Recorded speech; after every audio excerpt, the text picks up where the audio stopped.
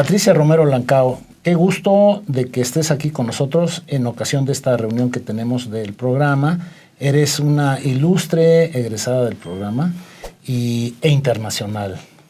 Y por ahí nos has mandado un mensajito de que ya no estás. Nosotros presumíamos de ti que estabas en un centro muy importante haciendo investigación. Conocemos tu trayectoria y tu investigación. O sea, yo por supuesto conozco porque has trabajado la ciudad y el ambiente y cosas por el estilo. Y ahora nos informas que estás en un laboratorio que me parece que puede ser muy importante. Muy importante, sí. ¿Por qué no nos platicas? No vamos a entrar en antecedentes y todo, pero ¿qué eres? ¿O de original? ¿Qué eres? ¿Una científica qué? Soy una socióloga de formación, pero soy una socióloga ambiental y desde que me moví a Estados Unidos me empecé a nombrar una socióloga interdisciplinaria. Y lo que me encanta a mí es ponerme en los zapatos de la gente y tratar de ver cómo piensan al mundo y cómo actúan sobre el mundo.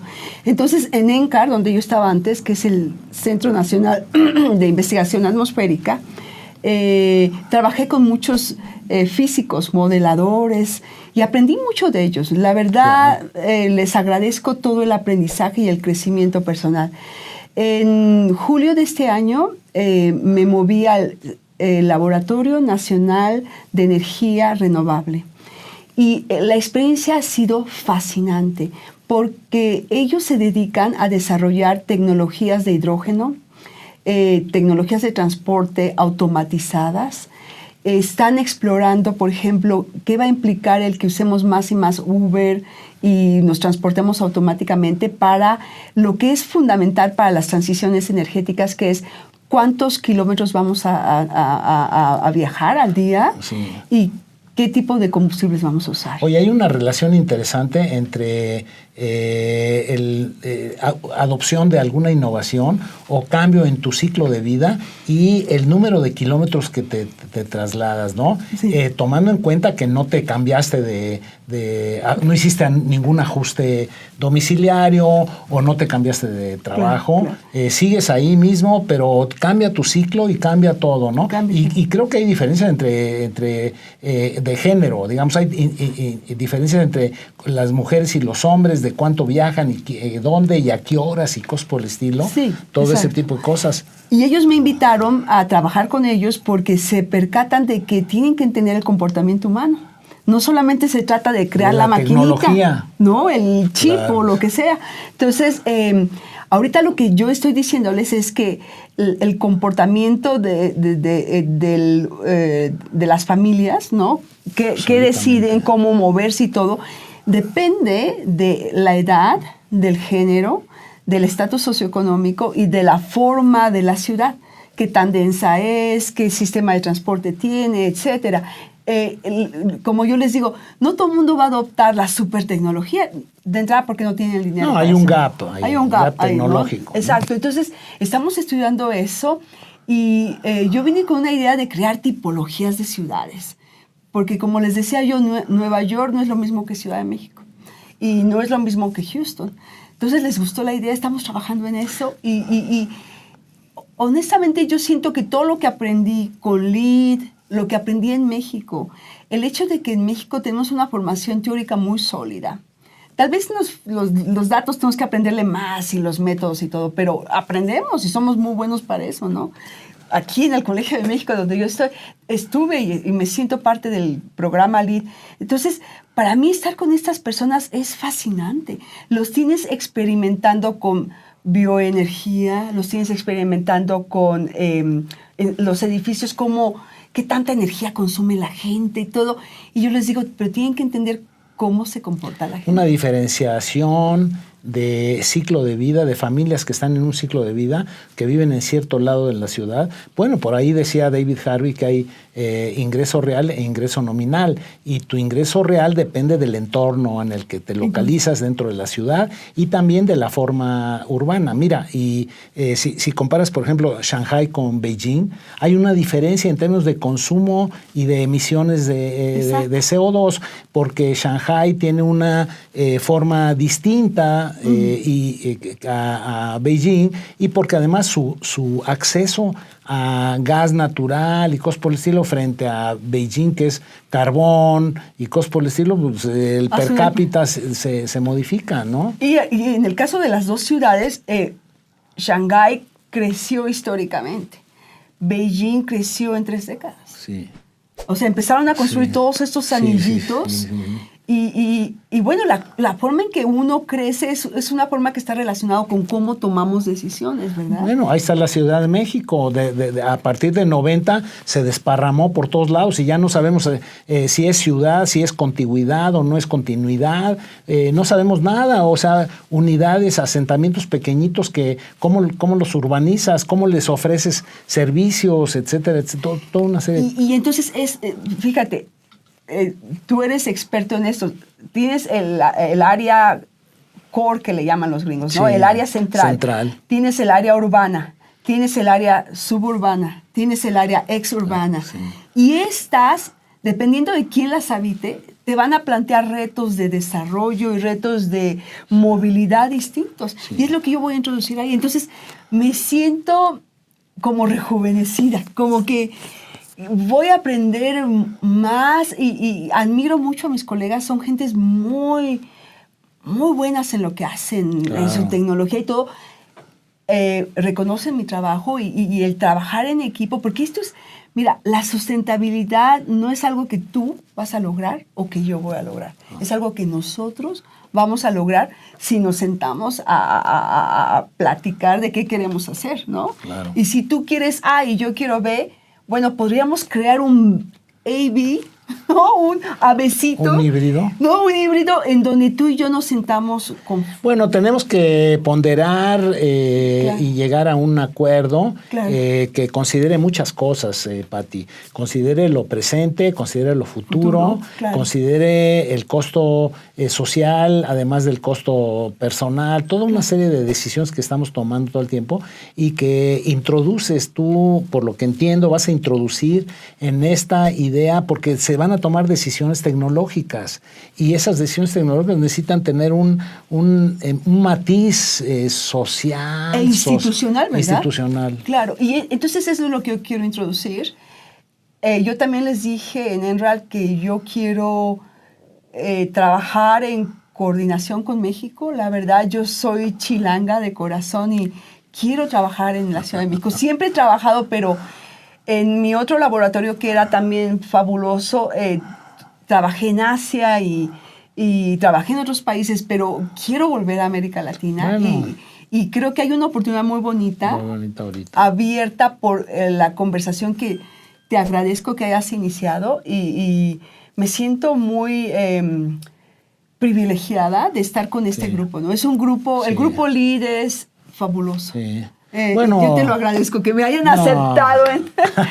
No, bueno, aceptamos gente que tiene sentido. Claro. Oye, Pati, fíjate, es interesante, se estaba hablando hoy de triangular o de establecer intercomunicación entre diferentes actores o diferentes sectores. Yo creo academia, gobierno, claro, y varios, ¿no? De las organizaciones de la sociedad civil, etcétera, etcétera, pero me parece que podría ser muy interesante, sector privado también, ¿no? Sí.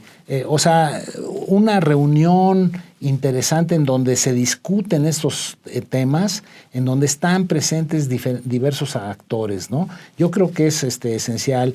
Y la idea de, digamos, de tener una opinión desde afuera por una chilanga, puede ser muy interesante. Vamos a organizar algunas cosas con el Colmex, ¿no? Sí, y tu laboratorio. Sí, yo quiero hacer eso y creo que va a haber oportunidades muy buenas. Y sí, tenemos mucho trabajo por hacer, sí, pero tenemos un capital humano y un capital social y tenemos que sacar ventaja de ambos. Sí. Si no lo hacemos por cuestiones abstractas, yo lo hago por mis hijos, ¿no? Por mis amigos, por el futuro, ¿no? No, y el presente, el entorno en el que vives, ¿no? Vivimos yo quisiera ver una ciudad de México que se centre en las personas y no en los carros. Una ciudad en la que los carros sirven a la gente y no la gente a los carros. Y creo que eso se tiene que transformar. En esta ciudad y en muchas ciudades, no hay ciudad donde yo no escuche a la gente quejarse del congestionamiento. Bueno, ha sido una inercia brutal, pero también tiene que ver con la oferta de modos distintos, diversos de transporte, porque no todos pueden lo mismo. Exacto. Acabo de estar en Alemania, en Colonia, y tú te subes al autobús, ¿verdad? Y el autobús se baja y puedes estar en una silla de ruedas y te subes al autobús. A ver, dime cómo le haces para subir las escaleras de una estación del metro. O en Londres que te dice cuáles estaciones tienen facilidades para... Gente que lo necesita. Gente que lo necesita y todo eso. Y sobre todo porque vamos a tener gente... Cada vez más. Exacto. Nosotros en el laboratorio tenemos a una persona que no puede ver y nos está sensibilizando. Dice, es que ustedes no tienen idea de lo que a mí me cuesta venir a verlos. Ustedes asumen que lo único que necesitan es tener una bicicleta o tener un carro.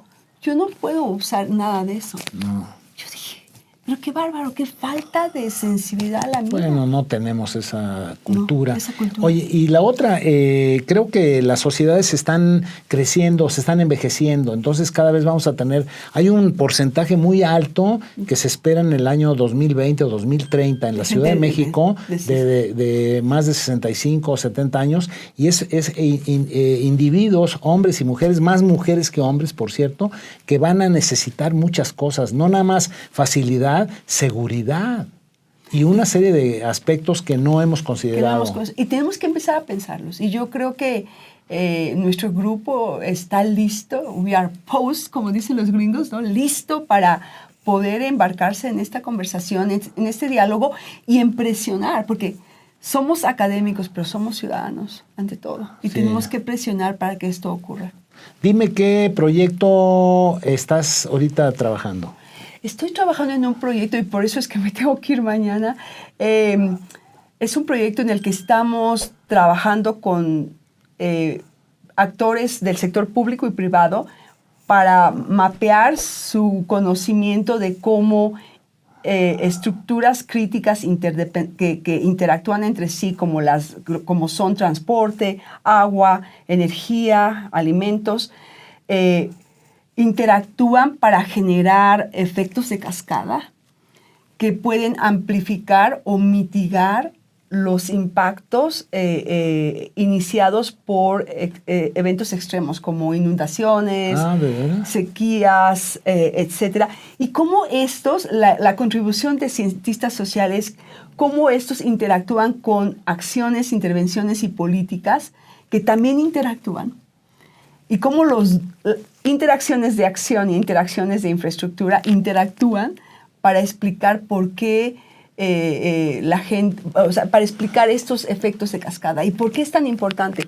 Porque estamos muy acostumbrados a actuar sectorialmente o en términos de administrativos, lo local, lo estatal, jurisdicciones. Entonces, lo que yo quiero hacer es, trabajando con estos actores, ya hicimos un experimento en Boulder. Ellos mismos nos decían cuando hicimos el modelado, es que nunca vimos esto, Pati. Y yo misma nunca me percaté de qué interdependencias se creaban. Por ejemplo, en Boulder, Colorado, cuando en 2013 se vio afectado por una super inundación, una en 100 años, 6 de las 7 carreteras que conectan las montañas con el valle se destruyeron. Esto generó, afectó al sector eléctrico, lo cual afectó al sector alimentos, lo cual afectó al sector agua. A la población. Entonces, finalmente. La gente, y vimos las condiciones de cómo la gente respondió y todo. Y Boulder es una comunidad con mucha trayectoria e iniciativa, y aún así se vieron sobrepasados por la magnitud del evento. Sí, es interesante. Fíjate que estoy trabajando algunas cosas que tienen que ver con eso. para la CDMX por después de los sismos.